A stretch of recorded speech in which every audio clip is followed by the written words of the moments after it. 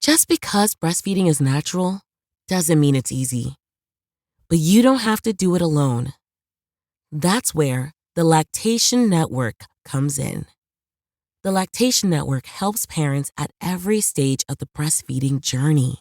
Whether you need support resolving feeding issues, choosing the right breast pump, creating a plan for weaning, or anything in between. The Lactation Network is the largest network of licensed breastfeeding experts in the country. They provide in-home, in-office, and telehealth consultations in all 50 states with no out-of-pocket cost. Get the breastfeeding care you deserve with the Lactation Network. Visit tln.care/podcast to schedule your own insurance-covered lactation consultation today. We just found Deacon. He's dead. What should we do?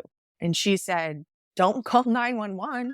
Welcome to the I Did Not Sign Up for This podcast, a weekly show dedicated to highlighting the incredible stories of everyday people. No topic is off limits. Join me as we explore the lives and experiences of guests through thought-provoking, unscripted conversations. I'm your host, Carling, a Canadian, queer-identifying 30-something-year-old, providing a platform for the stories that need to be heard. Breast milk science. It's a thing, and it's our thing. We're By Heart. Our mission is simple: make the best infant formula in the world. We partnered with breast milk scientists, world-class doctors, and passionate parents to write a new recipe from scratch. Our patented protein blend includes 2 of the most abundant proteins in breast milk at levels closer to the real thing. We're also the first U.S.-made infant formula to use organic grass-fed whole milk, not skim. And we ran the largest clinical trial by a new infant formula company in 25 years, proving benefits like less spit up, softer poops, and easier digestion versus a leading infant formula. And while we've put a lot into By Heart, there's a long list of things you won't see on our ingredient list, like corn syrup, soy, or palm oil. Curious if By Heart is right for your baby? New customers can shop the starter pack and get 2 cans for the price of 1 at byheart.com/getstarted. That's 1 free can at byhert.com/getstarted. This is a limited time offer. Additional terms and conditions apply. Try it risk-free. That's the By Heart promise. Hello, Dani. Hi, I'm so excited to be doing this Oh today. my gosh, thank you so much. I always laugh because, like we just said, I end up chatting before hitting record. And then I think, oh, I should just come out of the gates recording, but that's okay. You should. I would love it if you could introduce yourself, tell me a little bit about who you are and where you're from and what you do, and then we'll get into your story. Okay, so I'm Dani Morin. I live in Southern California. I am a single mom by choice, which may be how you found me because of the video, the DIY video, where I purposely decided to become a single mom via home insemination. We can get into that because that's quite the topic.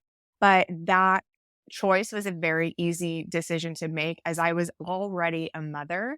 I was a single mom by situation with my first son, who unfortunately passed away.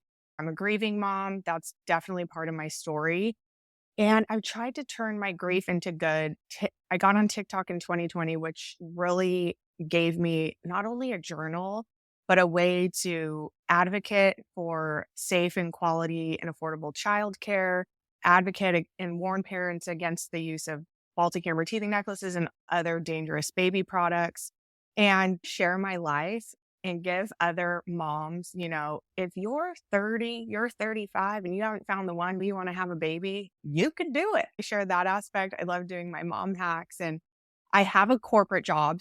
I don't think people know that, but I do have a 9-to-5 job actually, where I work for a large publishing company and I sell online textbooks. Okay. So online curriculum, textbooks aren't a thing anymore. We sell online curriculum and tests, and everything's in one place. And that seems to be where the publishing industry is going in academics. And then I have Zippymama, which also came about from TikTok. I started a breastfeeding friendly clothing line, which was just a little bit of a side hustle, and it's growing. And so I'm expanding and scaling the business, which is also a scary thing. So I'm like high anxiety lately because I've got so much going on, but all good things. I'm so grateful. And every year I'm like, what happens next? What happens next? Yeah. So that's a little bit about me, which is a lot. I'm sure we'll dive into some of those things. Yeah. So the first video I found of yours talked about your first son and what happened with him. So I'm really interested if you're comfortable introducing us to your first son and maybe talking about that because I know so many parents that have used those amber teething rings or like necklaces, Mhm. and I didn't even know that they were dangerous. I could definitely talk on this, and I love every opportunity to do this, especially podcasts. I think that any reach is more reach. And the thing about the Baltic Amber teething necklaces is parents don't know. You don't know what you don't know. And as a mother now compared to when I was a mother then, I still think I was an amazing mother then. I just think that I'm more educated now. And it's back in 2015 when I first became a mom. I was always pregnant at 25. I think I had him at 26. We didn't have the TikTok and the Instagram where the pediatricians and the OBGYNs and the AAP, and we didn't have all these advocates. What we had was the mommy blogger culture, and we had the mommy blogger Facebook groups and the Instagrams. And we found the people that we loved and we identified with, and we wanted to do what they did. And so if I were to look up what is natural remedies for teething, I would first probably go to what is the mommy blogger of the year doing? And I would go and, or I could just put it in Google, and what would come up first is the mommy blogger articles. And they were not evidence based. They were just blogs were a big thing back then. So we would read these blogs written by anybody. So anyone could write a blog about anything. If you wanted to justify doing God knows what during pregnancy, you could justify it. I'm sure someone has written a blog with their ideas to make that right. And so we did that and we grasped onto the essential oils. And it was a time that was the all natural. So who could be the most natural? Where's the stamp of approval? And some of the stamps of approval were cloth diapering. The neutral clothes started becoming a thing. And the essential oils and the Baltic Amber teething necklace was the stamp of approval. If your baby had on a Baltic Amber teething necklace, everybody knew you were a crunchy mom and you had made it in the all natural mommy club. And I had fallen for that so hard. There was a couple people that I followed in my personal life and on social media that I was like, this is what my life is. And I thought because that would be the best option for my child and the most healthy option and natural and not wearing diapers and wearing cloth diapers. And it's so funny because once I put after he turned a year old, I put him in a regular diaper and I was like, what have I been doing? He didn't get a diaper rash. He's fine. I've just been washing diapers for a year. So I fell into that. And I still believe that like with the information that was provided for me and the information that I found, that I was making the best decision. I still hold true to that at the time I was making the best decision for my child and wanting to do what was best for him from what was provided to me. And that's taken a lot of therapy. So just so you know, like there's guilt there, but I truly believe that at the time, like all of us moms, we want what's best for our kids. And for me, like Yeah. being natural and doing all that was for me. My mom used to call me an encyclopedia for everything baby. I have an odd obsession with baby products. I have an odd obsession with going through consumer reports and seeing where they land. So anything like strollers and car seats and those types of things. I knew the ratings by heart and I still do. It's a weird thing for Wow. me. The second that I found out that I was pregnant, I was actually like close. I think I was in my second trimester. Like this was not a planned pregnancy. So everyone's like, what about Deacon's dad? My son's name was Deacon. What about Deacon's dad? I'm like, hey, you could probably Google and find out more, but I don't know him. It was one of those Wow. situations. And so I'm like, I don't know the guy. I was instantly a single mom by choice at conception, but I found out I was pregnant and something came over me where I was like, I'm meant to be a mom. I instantly felt this intense bond with my child. Like I can't even describe it because I actually didn't have it with my second as much, but I had this intense bond with this baby where I was like, and I started doing, he's going to have the best of the best and the natural. And like, I was obsessed with nothing can happen to this child. We'll protect him at all costs. And I think that's where like the Consumer Reports and on that side of things, the strollers and the product side of things, like I was very big on the safety and I still am.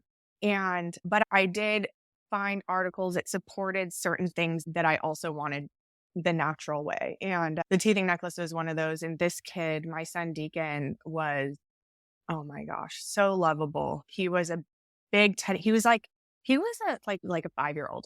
So he passed away at 18 months and we'll get into that. But he was like, he was wearing 4T. Like he was a big kid, just this big Wow. teddy bear and always eating, loved to run around, kick the soccer ball, just the most loving kid. Like when I think about him, I just think of pure love, like a pure bear hug. He was just the sweetest. I remember one time he was sleeping in his toddler bed and I had snoozed on the couch and he like came out and brought his little blanket and put it on me and went back to his room. He wants to be loved. He wants to love. That's just who he was. Like he eluded love and he touched so many people, even in his like short time. That's how I would describe him. And I know it's so broad, but it's just, that's who he was. And he had this curly hair. He's half black, half white. So he had this beautiful skin. I found out that his dad's mom actually is Korean. So my son also had a little like these Oh. eyes. Like I recently found out about that. And I'm like, oh, that kind of, it's cool because I could put, when I visualize like his face, I'm like, oh, all of that makes sense. And just a beautiful human being. The most beautiful human being. Yeah. So I was a working mom. Obviously, I was a single mom. I'm still working at the same company I'm at today. Actually, they were so good through the grief, keeping me around. I was at one of my schools doing my stomp of the pavement, selling my textbooks. And I always picked him up around 5:30. And something in me was like, I had an anxiety that day. Like I wanted to go pick him up.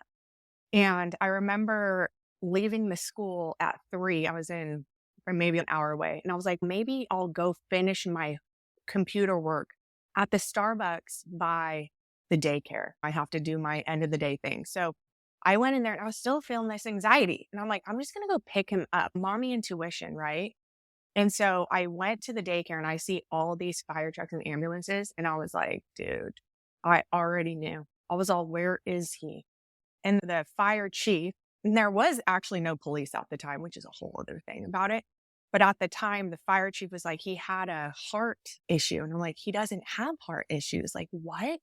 They wouldn't let me in the house. I'm like, looking in the house, there's a lot of chaos, like a lot of kids. And I'm like, where are all these kids coming from? It was a very weird thing. Like the husband looked like he was like hiding stuff. They wouldn't let me in the house.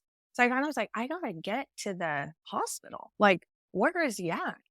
No one called me. I was trying to call my mom and someone was like, can someone drive her? The cul-de-sac was blocked by all of these fire trucks and stuff. And the daycare owner got in and immediately I knew something was up with the daycare. And she was like, I want to let you know, like, you're going to want to blame us for this because of the amount of kids and all of this stuff. And I was like, what?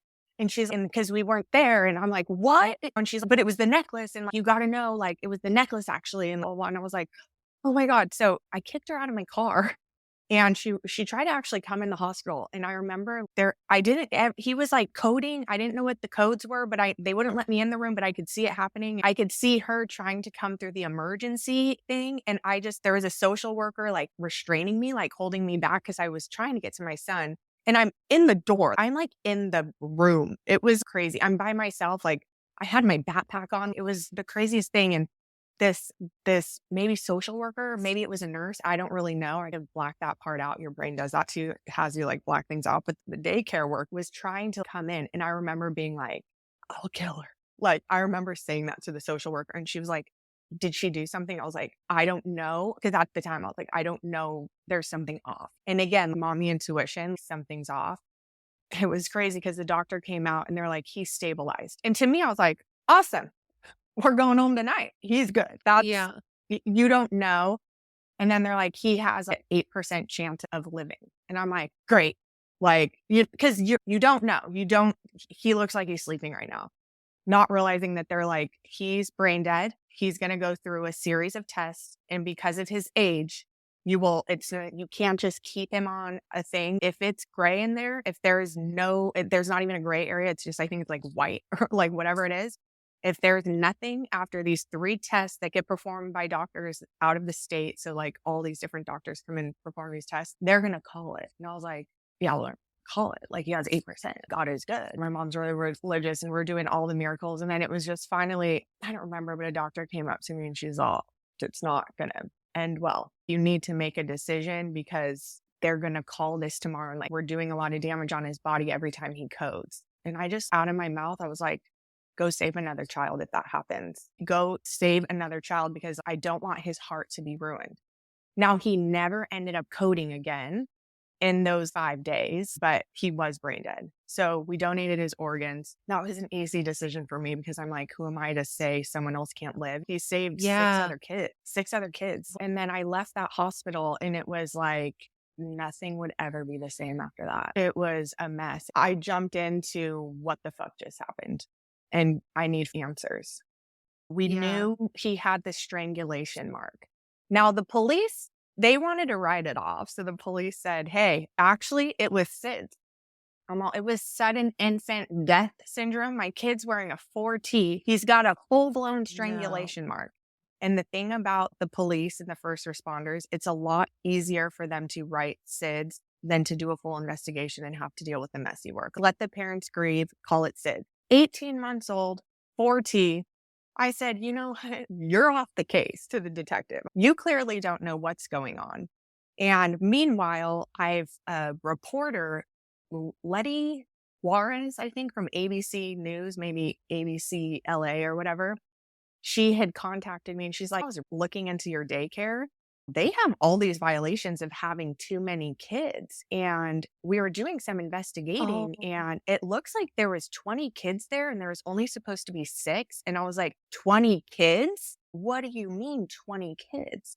Apparently they had 2 daycares. One of them got shut down. So they were rented another house and were shuttling all these kids back and forth to these daycares. And on this one day, I don't know if the owner wanted to get her nails done. I don't know what happened, but they had 22 kids there on this day and 2 adults of what we know. So there was negligence there, but for months, for almost 60 days, like we had no answers. And then they found their cell phones and they had texted the owner, we just found Deacon, he's dead. What should we do?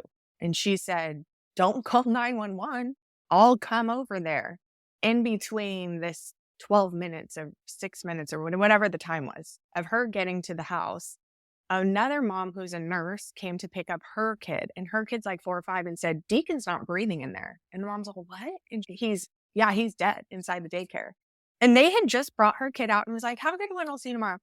And she marched in there and she was like, is there a kid in distress? And that nurse, I have no clue who she is, but she's the one that performed the CPR on my son. So when the first responders got there, they said, had we been here 12 minutes earlier, because they did end up reviving him, like they did get a pulse, this would have been a different situation.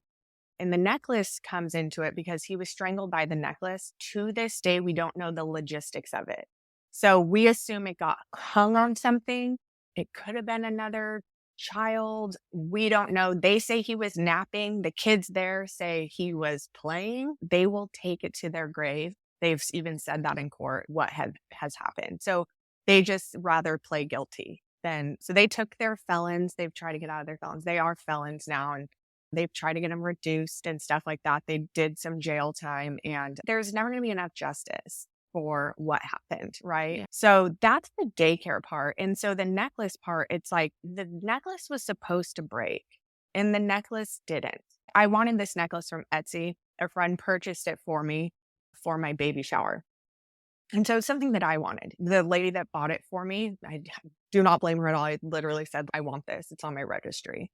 So it was purchased by Etsy and like she actually had the receipt and the receipt said, safe for your baby. Baltic number teething necklace for your baby. And it has a picture of a baby on it and safe clasp. And that obviously was not safe. Now they've done tons of studies where, actually like they don't break. They don't always break. And there's been a ton of moms who've proven that on TikTok and stuff. But at the time, like thousands, you still will see thousands of children wearing these to this day in 2023. There Yeah. are still kids wearing them to this day. But a lot of people will listen to this or watch my TikToks and be like, so is it the daycare or is it the necklace? And it's two things could be the same at once. Take the negligent Yeah. daycare out of it.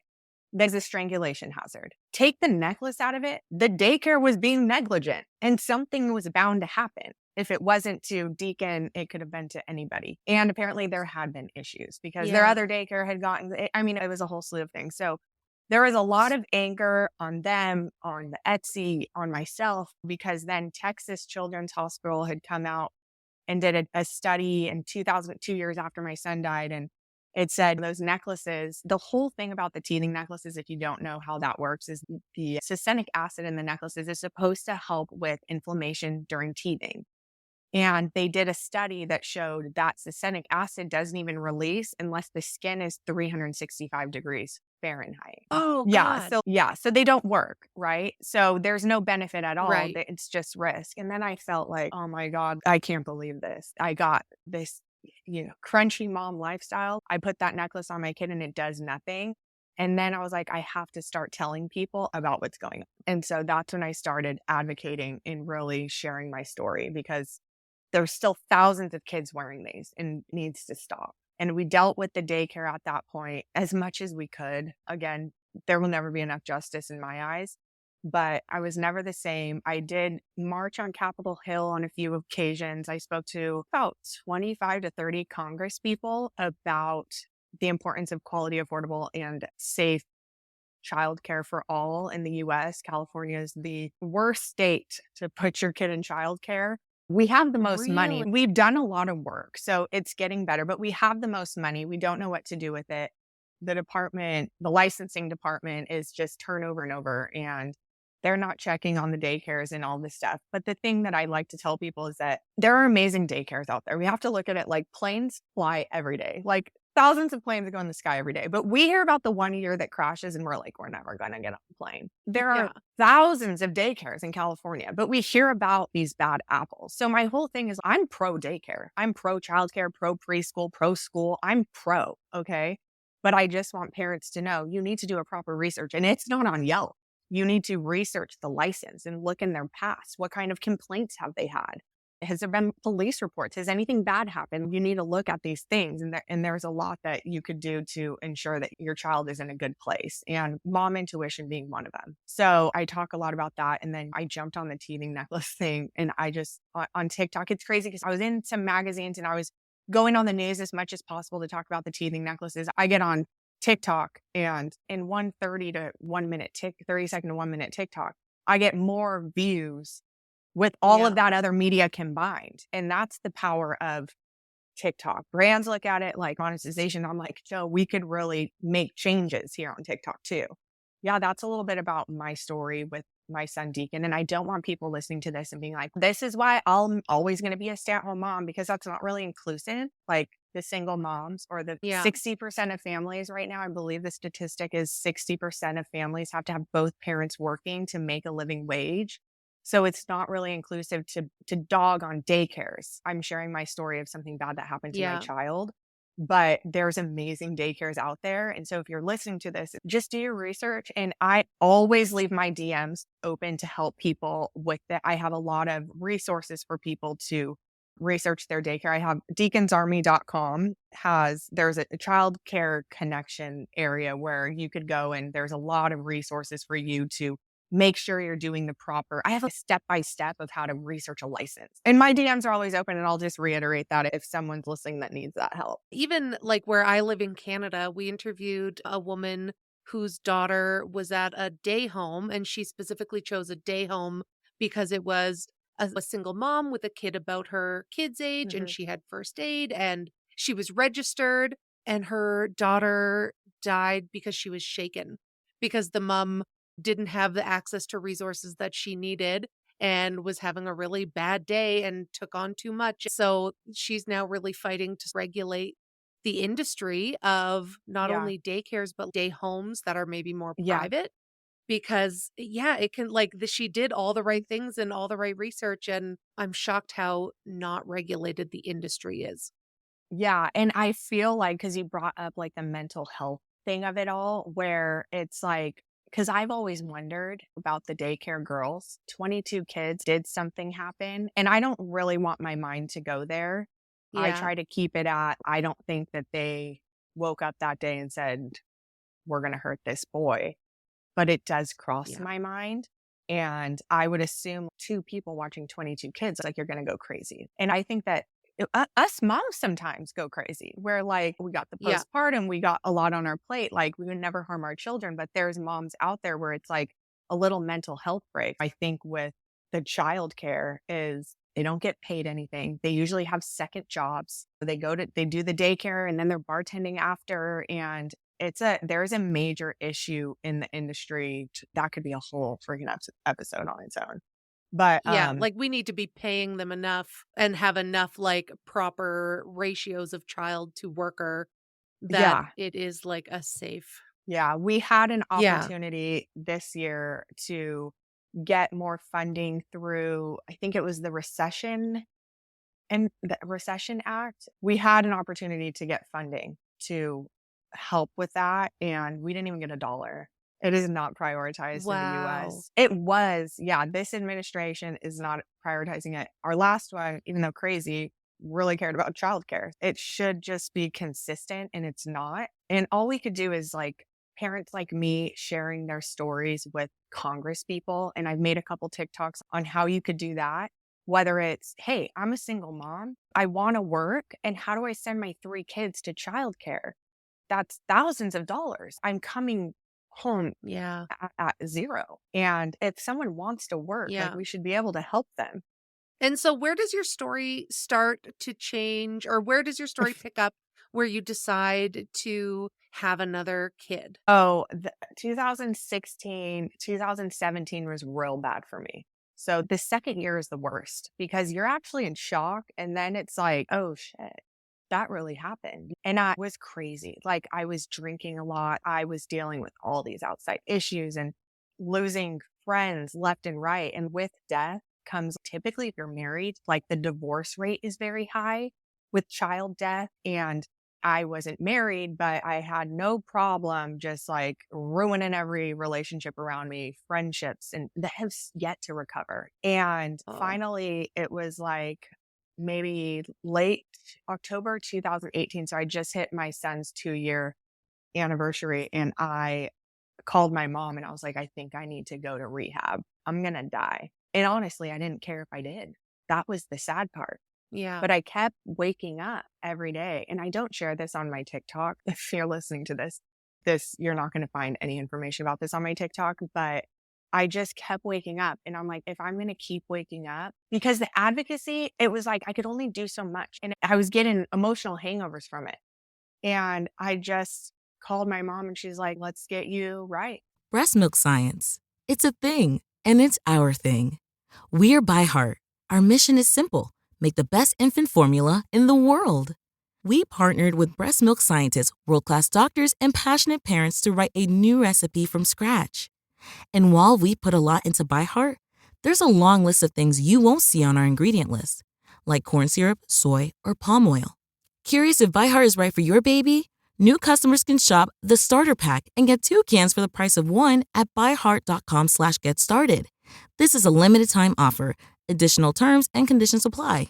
So I went away for a little over 60 days during the holidays. I missed Christmas and Thanksgiving. And it's so funny now because they take your phone away from you and you have no connection with your outside world. Someone had to call my boss. I don't know who, like the FMLA people or the disability people, and be like, yeah, she's not coming to work because she's out. I'm Yeah. sure my boss at the time could probably put 2 and 2 together.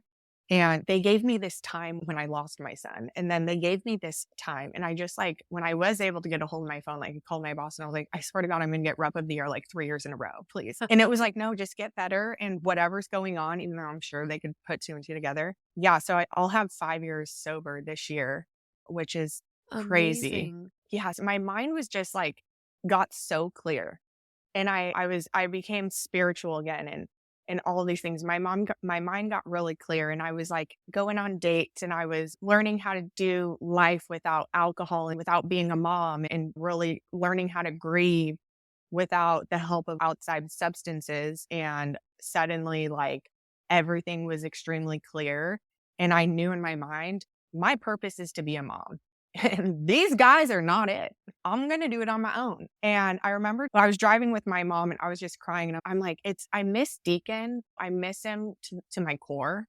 But I was like, I miss the feeling of being a mom. I miss motherhood. I miss pushing a stroller, and I miss the parks and the hugs and the cuddles. And I was like, I just miss everything about motherhood, every little thing about motherhood. My mom's like, I wish there was a way you could just get their sperm and just get pregnant. Like, jokingly, she had said this. And I was all, yeah, you know what? I don't see why maybe I can't.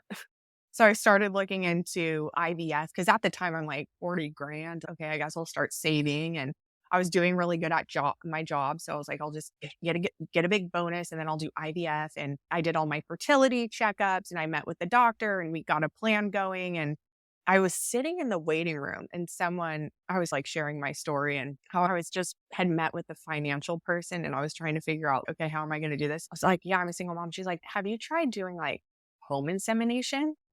And I'm like, what's that? She's like, you could order the sperm like to your house and just do it yourself.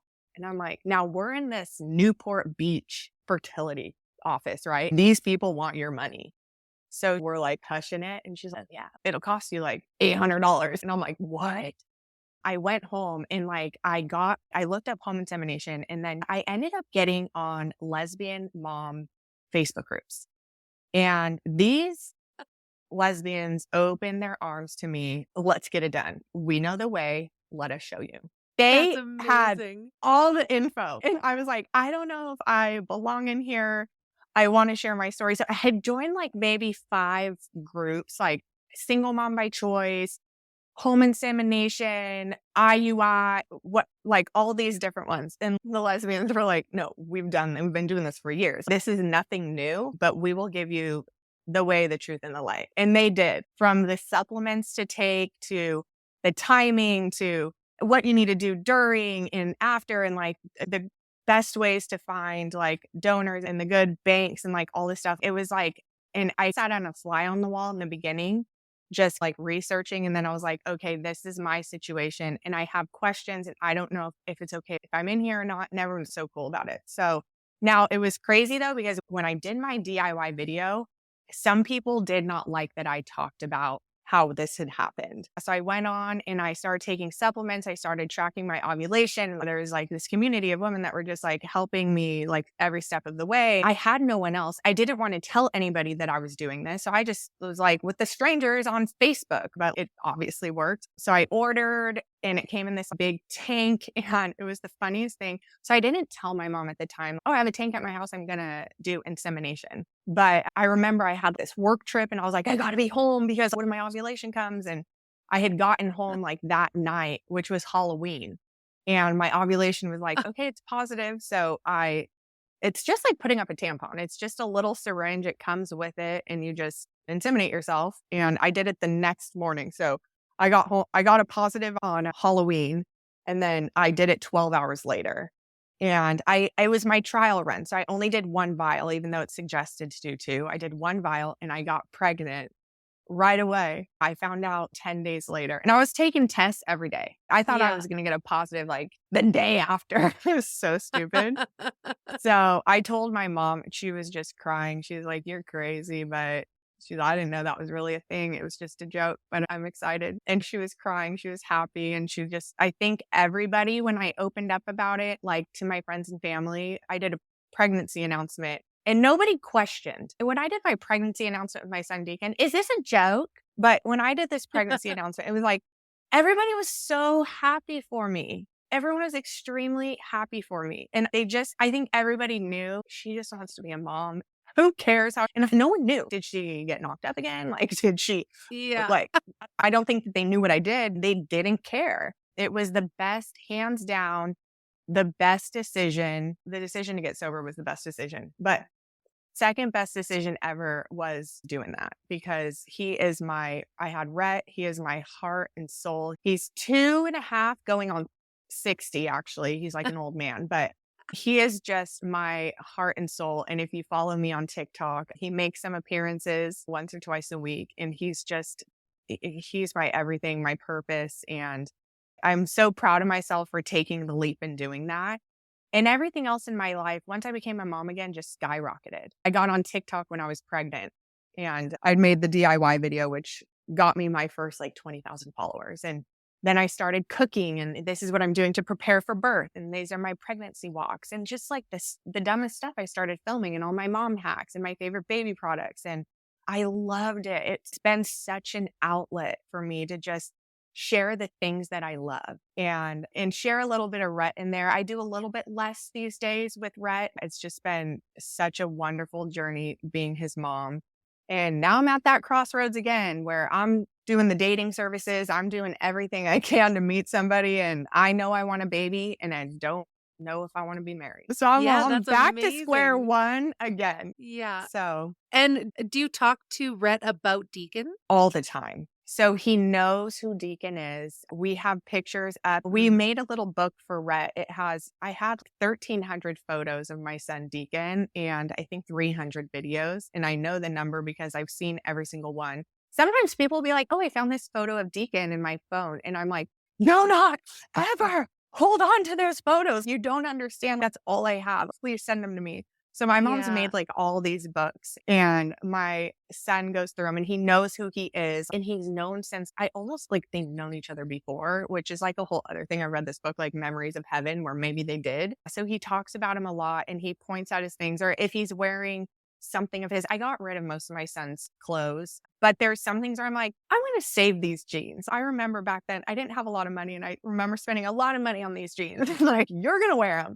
And I'll be like, oh, these are your brother's jeans. So he'll tell people, oh, these are Deacon's jeans, my brother's jeans. So he's really good. Or he's like, I have my big boy bed. It's my brother's bed. So there's Oh. little things like that where that he 100% knows him. And I think that it's important for me to talk about that. Sometimes thinking about Deacon makes me happy and sometimes it makes me sad, and that's okay too. And you're going to have those times too where things make you happy and sad. And maybe you think about your brother one day and like it makes you sad. And I don't get into details of he's only 2.5, but he's very smart. I don't say this is what happened to him, but he got hurt. And so he'll tell people that too. My brother got hurt, so I don't know how much he understands. And as he gets older, people are always like, what are you going to tell him about like how he was conceived? I'm like, I'm not anxious about talking to him about that. But what I'm most anxious for is one day having to tell him like, I had to go through this at one point and it was really tough for me. And you essentially came into my life and brought back, I just remember like everything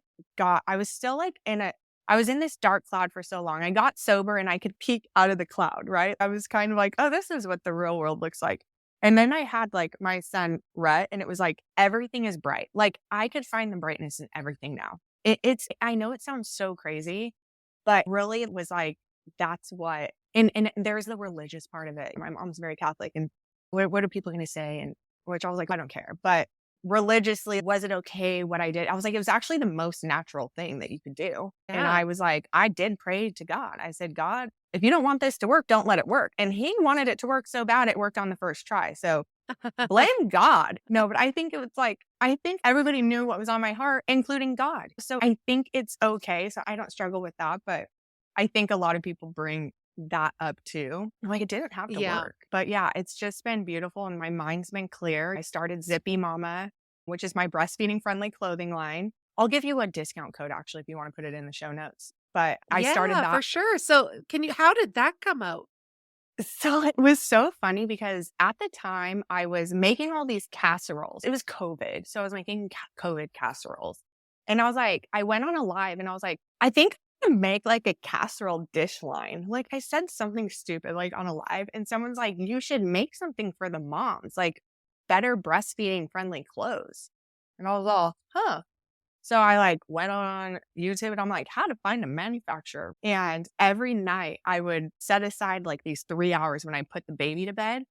And I would make a list of things I had to do to start a business. Get an LC, get a trademark, a logo, get a logo, find a manufacturer, get samples, test them, the patent, get all of these things. And I just started following all these YouTubes. And I would watch YouTube every night for 3 years. And I went to school to be a business person and I got kicked out of that college. I had to go to, oh, shocker, I had to go to radio, TV, film, and video editing because that's what I was only good at. The business school, he said, like, you're not going to make it here, but you could get a business degree on YouTube. So there's that. I found that out. And YouTube taught me everything. People will give away all their secrets on YouTube. Yeah. And I started doing things. I finally found, after getting like hundreds of samples, I finally nailed down a manufacturer. And I've made mistakes, taxes last year. I didn't understand how all that worked. This year I'm prepared. But I learned a lot on YouTube and I started Zippymama, and it's breastfeeding friendly clothing. It has dual zippers on both sides. Now I started out with just one sweatshirt. Now I have dresses, rompers, like all of these things. And the moms love it. And it wouldn't have been a success had it not been for TikTok. I've never paid for an ad.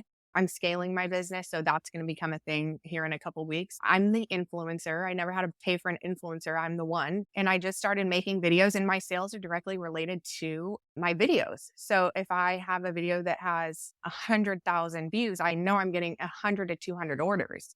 If I only get if I only get 6,000 views, then maybe I get 6 to 20, but still the power of TikTok, people have no idea. And I'm sure, do you put some of this stuff up on TikTok? I just started. I'm not good at TikTok, but I'm trying to get more in there.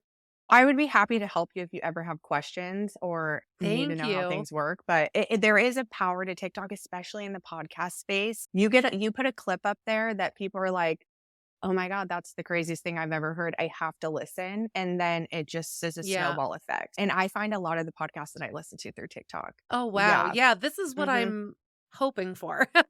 Yeah. And you're great. Like, you're such a good listener. I'm a talker, but it is a great place for everybody. It really is. Oh, no, thank you. I really do feel like there's just something for everybody on TikTok. And like you said, there's like a dark side to it, but I see so many good and inspirational stories and like people that go through something, they think they're totally alone in it, but actually through the whole universe, there are so many people that share in that experience, and that's powerful. Oh, for sure. It is so crazy, especially with the grief. I always was like, I'm the only mother who's ever lost a child. Like, I've always felt that way. I have no one to talk to about this. And then I would make a video like about grief waves. And I'm like, it's always right before a birthday or right before an anniversary where I just can't get it together. And moms are like, oh, that's a grief wave. And this is what's going on. And I'm 8 years out and I deal with this every year. And this is how it's going to get better. And here's some things that I do. And I'm like, you can't pay for that type of therapy. You really can't. Like, the support of somebody who's been through it. And then I was like, I'm going to share more of my grief journey because maybe I will help someone else. And it really has been beautiful. It really has. I love that. So where can people find more about Zippymama? I love this. I have stepkids. I've never given birth, but all my friends have breastfed, and this seems like a really important thing. Zippymama.com, Zippymama, and I'll email you a discount code. So you can go to zippymama.com, the Zippymama on Instagram. I don't do a lot on Instagram. I need to do better, hire somebody. And then TikTok, I post on my regular TikTok page about Zippymama. But there's a whole community. The Instagram's actually really fun. All the moms support each other in there. And there's really something for everybody. And the people want me to dip into maternity. So maybe that's going to happen down the line. But there's something for everyone. There's moms that are like, what I love wearing is like my husband's t-shirt when I, am nursing. And I'm like, okay, I'll come out with an oversized tee for the moms with the zippers. And I just listen to what people tell me. They will literally be like, it'd be nice this. And I'm like, sounds like a good idea. That's how I come out with the new stuff. But yeah, so you could find me there for Zippymama. And then I'm at Dani Morin 13 on TikTok. I just posted a couple days ago about my experience I was experiencing burnout and I didn't know it. And I opened up about like, hey, I'm going through something. And I've never talked about like my personal mental health.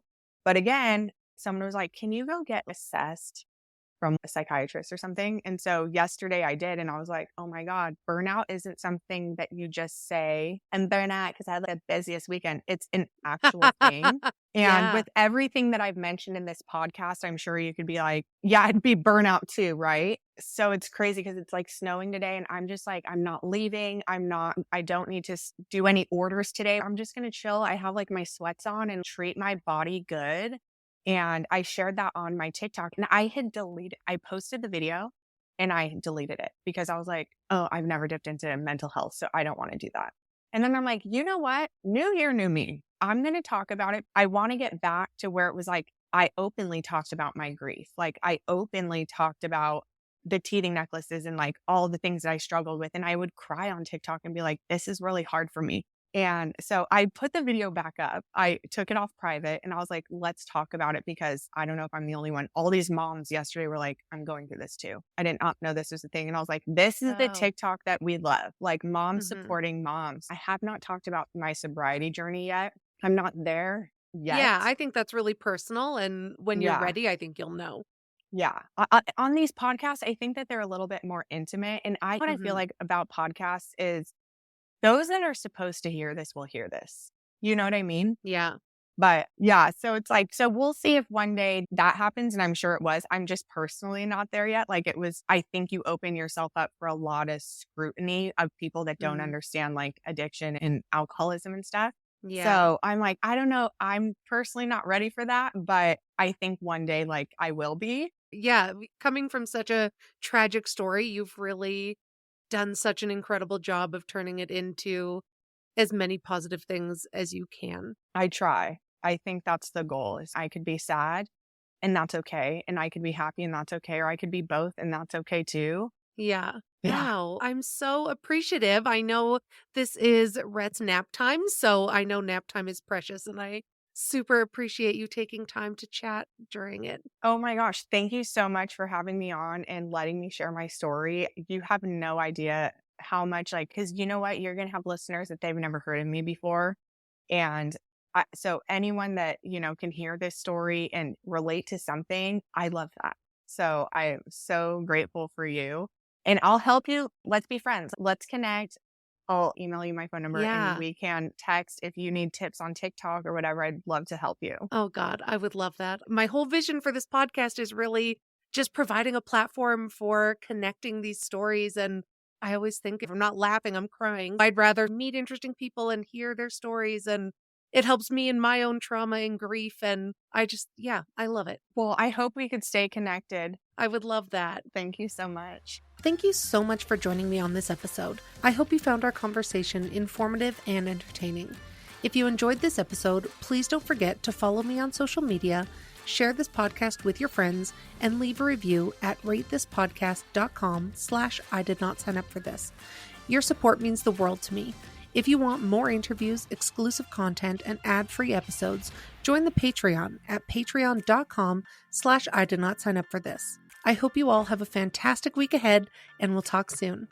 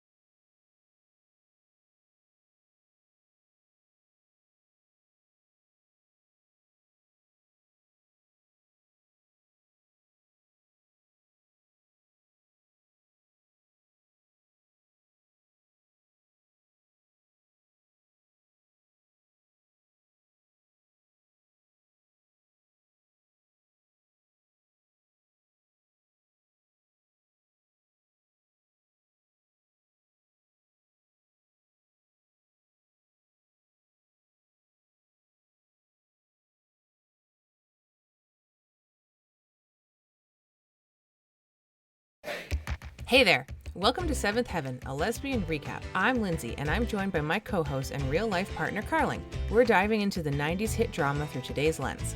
Get ready for our off-the-cuff commentary and peeling back the layers of the Camden family.